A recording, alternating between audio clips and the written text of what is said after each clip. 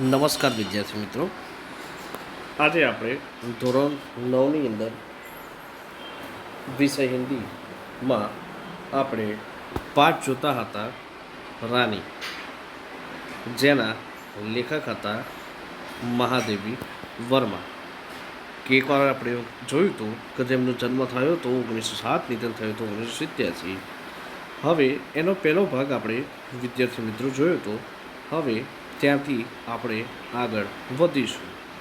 तो આપણે અહીંયા સુધી જોયું હતું कि रानी को अपने कमरे में ले जाना संभव नहीं था, अतः अस्तबल बना हुआ बरामदा ही हमारी अराजकता का कार्यालय बना. बरामदा घोड़े बांधने के लिए तो बना नहीं था. उसकी दीवार में खुली अलमारी और कोई आतेतात थी. उन्हीं में हमारा स्विचय विस्थापित और शरणार्थी खिलौना का परिवार स्थापित होने लगा. रानी की गर्दन में झूल झूल कर, उसके कान और अयाल में फूल खोस खोस कर और उसको बिस्कुट मिठाई आदि खिला खिला कर थोड़े ही दिनों में हमने उससे ऐसी मैत्री कर ली कि हमें न देखने पर वह अस्थिर होकर पैर पटकने और हिन हिलाने लगती. फिर हमारी घुड़सवारी का कार्यक्रम आरंभ हुआ. मेरे और बहन के लिए सामान्य छोटी पर सुंदर जीन खरीदी गई और भाई के लिए चमड़े के घेरे वाली ऐसी जीन बनवाई गई जिससे संतुलन खोले पर भी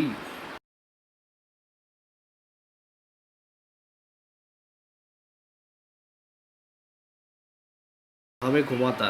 सवेरे भाई बहन घूमते और स्कूल से लौटने पर तीसरे बार या संध्या समय मेरे साथ ही वह कार्यक्रम दोहराया जाता. परंतु ऐसी सवारी से हमारी विद्रोही प्रकृति कैसे संतुष्ट हो सकती थी. अस्तबल में रानी की गर्दन में झुककर तथा स्टूल के सहारे उसकी पीठ पर चढ़कर भी हमें संतुष्ट न होता था.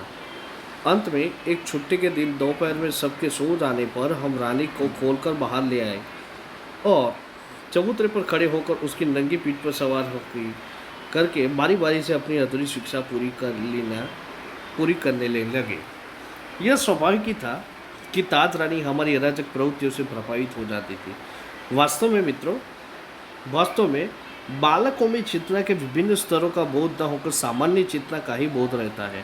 अतः उनके लिए पशु, पक्षी, वनस्पति सब एक परिवार के हो जाते हैं. निक्की रानी की पूंछ से झूलने लगता था.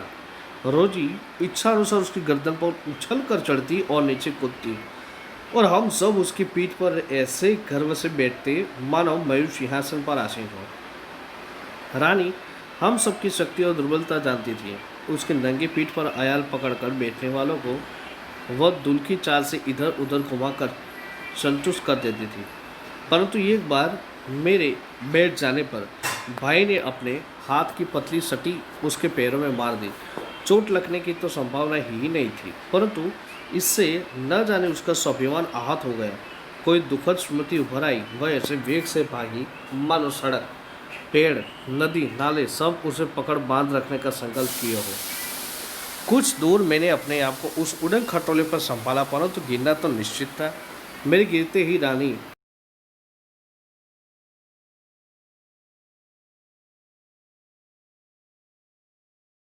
पुकार से सब दौड़े और फिर बहुत दिनों तक मुझे बिछाने पर पड़ा रहना पड़ा.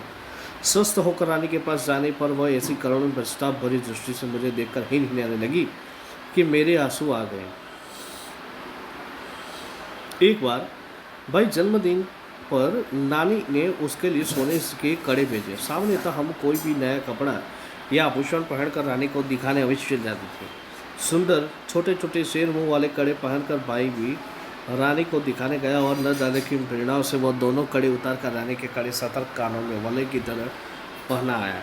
फिर हम सब खेल में कड़ों की बात भूल गए. संध्या समय भाई के कड़े रहित हाथ देखकर जब माँ ने पूछताछ की तब खोज आरंभ हुई, पर कहीं भी कड़ों का पता नहीं चला. रानी अपने कान को खुरों से खोदती हुई हिंसती रहती. अंत में बाबूजी का ध्यान उसकी ओर गया और उन्होंने मिट्टी हटाने का आदेश किया.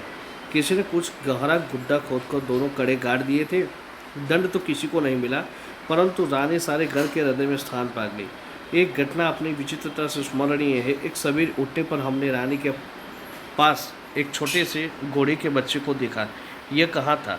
कह कहकर हमने रामा को इतना थका दिया कि उसने निरुपाय घोषणा की कि वह नया जीव रानी के पेट में दाना चारा खाकर सो रहा था. भाई ने उत्साह से पूछा, और भी है? रामा ने स्वीकृति में सिर हिलाया। अब तो हम विस्मित हुए क्रोधित भी थे।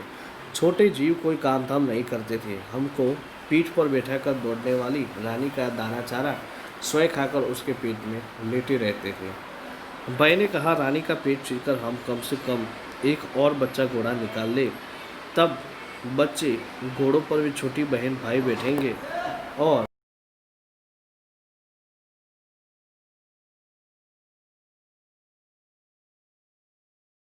कहीं से साग काटने का चाकू ले आया। तब मेरे साहस से जवाब दे दिया।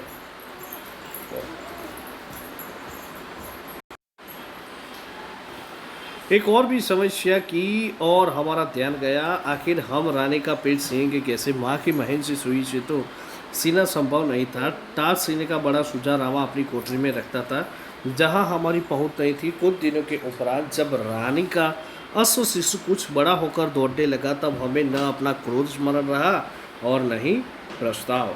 तो विद्यार्थी मित्रों, अब हम शब्दार्थ की ओर आगे बढ़ेंगे। शब्दार्थ देखते हैं। बद्री माने कि बादल, अनुकंपा माने कि दया, उसका दूसरा अर्थ होता है भावना प्रकट करना। रियासत माने कि राज्य। ठेल मठाल माने कि चलना। विलायत माने कि ब्रिटेन। विस्थापित माने कि स्थान से छूटा हुआ। अस्तबल माने घोड़ों का आवास। अयाल माने कि लगाम, दूसरा अर्थ होता है बागडोर। सटी माने कि सोटी।